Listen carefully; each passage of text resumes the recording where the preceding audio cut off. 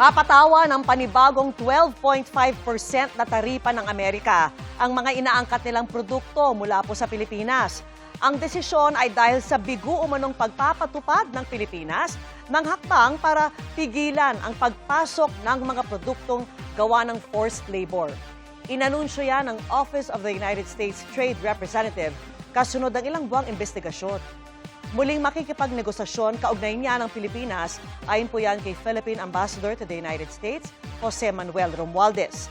Ayon naman kay Department of Trade and Industry o DTI Secretary Cristina Roque, patuloy na makikipag-ugnayan ng Pilipinas sa Amerika para ipakitang mayroong mahigpit na patakaran ng Pilipinas laban sa forced labor alinsunod sa International Labor Organization's conventions.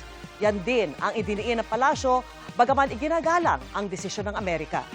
Inabisuhan na rin ang Amerika na may nilagdaan na kahapon na Joint Administrative Order para magtatag ng mekanismo para pigilan ang kalakalan ng mga produktong nilikha dahil sa forced labor.